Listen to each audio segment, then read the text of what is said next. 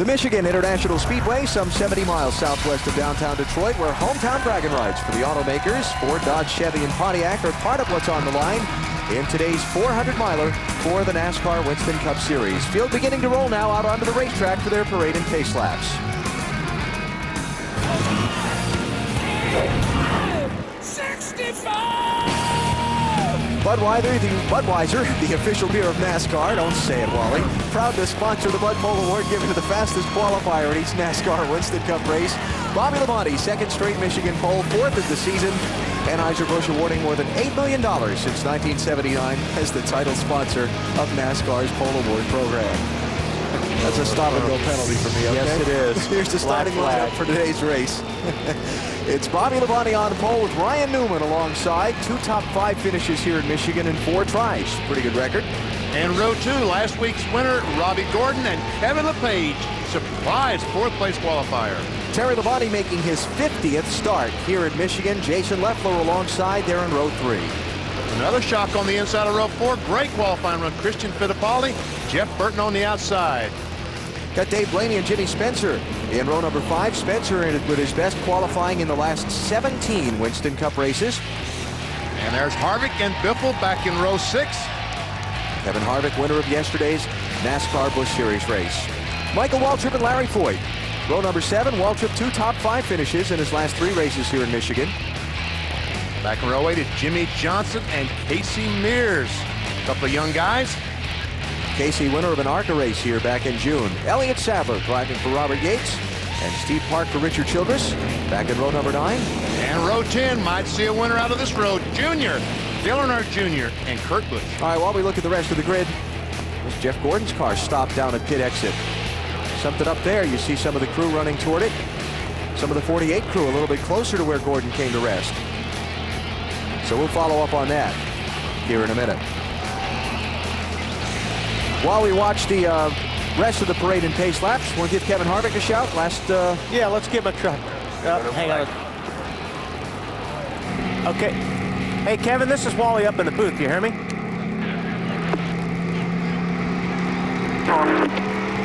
Hey, that was a pretty cool trophy you won yesterday in that Busch race. You're not going to give that to Childress, are you? I thought we were going to have to wrestle over it, but Richard, the people at Cabela's were nice enough to make 2 of them, so that's probably the coolest trophy I've ever got. Yeah, I saw that last year when I ran here in the Busch race. That is a cool trophy. How's your car for today?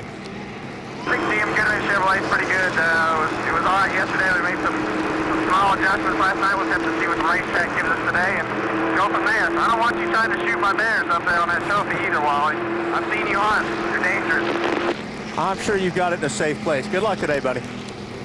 Guys. Kevin Harvick getting set to go today. Winner of yesterday's NASCAR Busch Series race here. Stacey Compton failed to qualify for this race.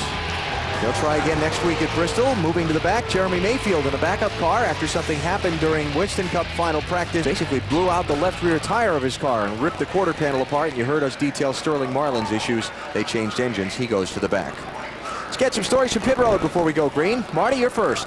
Well, and here in June, Terry Labonte qualified 5th, but had to go to the back of the field after changing engines after happy hour. He worked his way all the way back up through the field during the race and finished 10th. Today, Terry Labonte qualified 5th, but no engine change. And further good news for the 5 months, the weather right now, very much like it was in the first practice yesterday when Terry's car was extremely fast. Matt?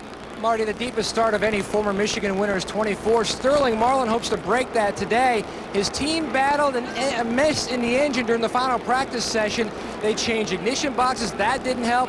Finally, at the end of the session, they changed the motor. But they're not going to know until at least the 8th lap on the racetrack if they found the problem. Dave? Matt, Dale Jarrett won this race last year, but he struggled here this weekend, qualifying 29th and practicing no better. He needs another Michigan miracle if he's going to get to the front today. Remember last year's miracle? He spun and he won. Bill? Dave, 2 weeks ago at Indianapolis, Dale Jarrett struck his jackman, John Bryant, on pit road. He had the very first pit stall on pit road at the Brickyard. This morning in the drivers' meeting, NASCAR told the teams that the pit speed here at Michigan today will begin 195 feet sooner than it has in previous races at this track. That means the drivers will have to slow sooner, hopefully making pit road safer. Now, pit crews will tell you any pit road is dangerous, but any pit road that has an outside wall is even more dangerous. It limits the area drivers have to go coming and exiting pit road. These stalls are big, but it can still get confusing down here. Watch for trouble in the pits and for teams that get blocked in by their opponents if this becomes a fuel mileage race. Alan? Okay, Bill, thanks. Dave Burns is waiting for Jeff Gordon's crew to return to their pit stall. We'll find out what happened to the 24 car in a minute. They did push Jeff off. He's rejoined the field on these pace laps. Things will follow today. I talked about it at the very top of the show. Guys in the front, will they go to the back? Well, can they stay up there? The guys in the back, can they march forward? And what happens when they meet in the middle? Pit strategy, this is getting to be about the story every week. When these guys are going to be coming in for fuel, the race notoriously goes green for a long time, so probably his strategy is going to win this race again. Action Central have talked about how wide this racetrack is and the different lines that are available to the drivers. It's one of the great things about this Michigan track.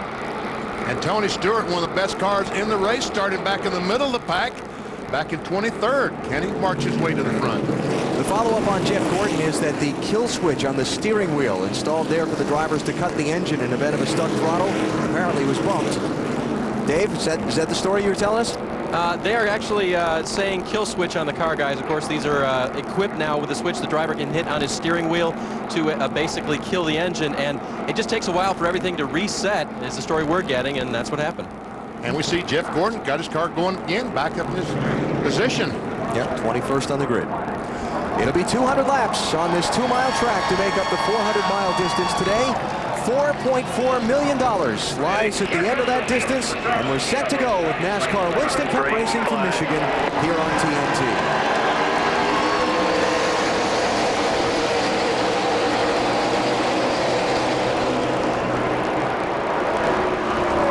This racetrack may be a little bit slick these first couple laps because we did get a lot of rain. There's been nobody on the racetrack since, but it didn't wash all the rubber away, as you can see there in the corners. Oh, a big jumble back in the pack. Kenny Wallace pushed way up the racetrack. See him fan out 4 wide there. Everybody got away okay. And here comes Harvick on the inside. Goes blowing by Dave Blaney in the 77. Wow. We got 3. Did we get 4 wide? Kevin LePage got real loose there right in the middle of 4. Ryan Newman leads lap 1. Bobby Labonte second. Kevin LePage third. Jason Leffler racing Robbie Gordon for 4th. There's that 3 and 4 wide. Whoa, what was that? Boy, I look like Blaney had his hands Blaney full. pushed big time. Yellow car there right in the middle. He was running 11th. He's probably going to lose about 7 or 8 spots before he gets it back up to speed. Elliott Sadler in the 38 car on the inside. That's the yellow car on the inside of 77. On the outside, Larry Foyt in the 50 car. The purple car, great qualifying run for Larry.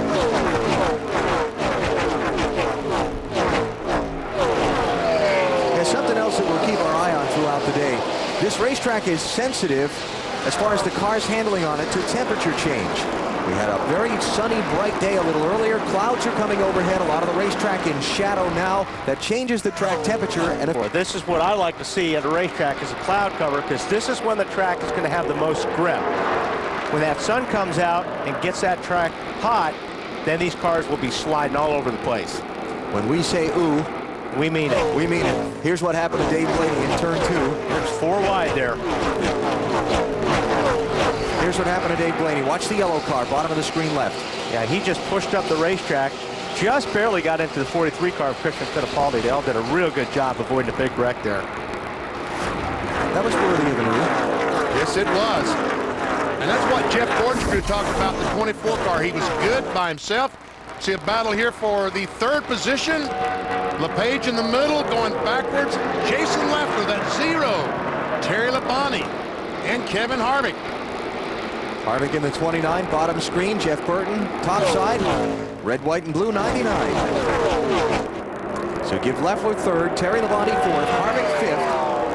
Now Jeff Burton trying to edge ahead of LePage for 6th. Well, they got a draft going here, and this is one of those racetracks where 2 and 3 cars together are going to be a lot faster than one. It's almost like a restrictor plate track like at Daytona, Talladega. So if you have somebody help you, Like right here, you see 48 of Jimmy Johnson behind Robbie Gordon. They're going to be faster, and they're going to leave the 57 car with Kevin LePage. Now he dives in and gets in line because he doesn't want to be there for long. Jimmy Johnson's name came up a lot in my garage rounds this morning of who had a good car in yesterday's happy hour. A lot of folks thought that 48 car would be tough today. He started 15th. He's moved up to 9th. Ryan Newman is leading this race. Bobby Labonte in second, so the qualifying positions have swapped. Johnson took 8th away from Robbie Gordon. He's going on Jeff Burton here for 6th.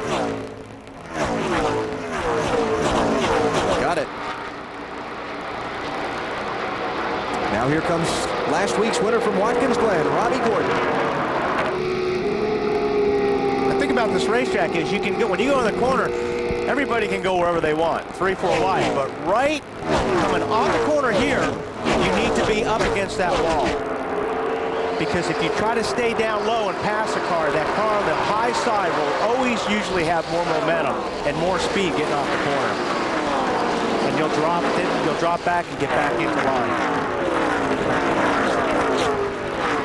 Robbie Gordon by Jeff Burton to pick up 7th spot, Marty. But he just came on the radio. He said, guys, we have the wrong gear in the car. And that's one of the big things here at Michigan is gear selection. It's a fine balance between trying to get fuel mileage and wanting horsepower. Robbie feels like he does not have enough horsepower to get off the corner like he would like. So they have the wrong gear, in his opinion, in the car.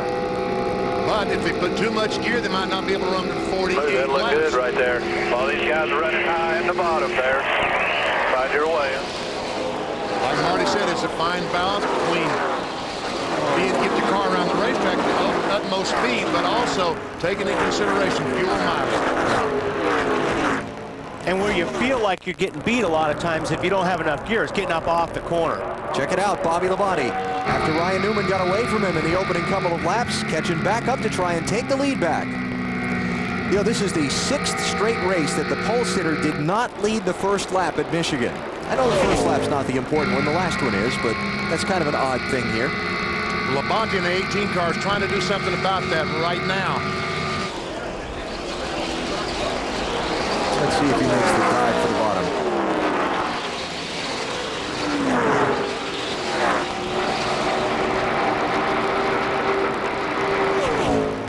Bobby Labonte, a 3-time Michigan winner. Starting on pole here for the 4th time at this racetrack. 8 car. Looking for Dale Earnhardt Jr. Started 19th. Billy's fallen back to 36th. Struggling big time out there. Just too free. The car's just way too loose. Free on the bottom of the track. Real loose right now. 8 car going the wrong way. Yeah, and you can't be too loose, especially at the start of these races, because when, like Robbie talked about at Countdown to Green, you get all these cars around you, and it even aggravates your car more. You need to distance yourself from other cars to get that loose away. And that's bad when you're right in the middle. How about a little 3-wide job for 4th place? Jimmy Johnson through.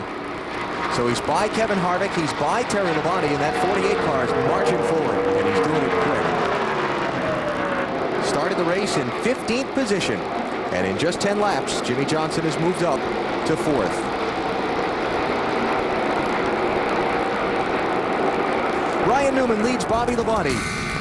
Here at the Michigan International Speedway, we're just underway. You're watching NASCAR on TNT.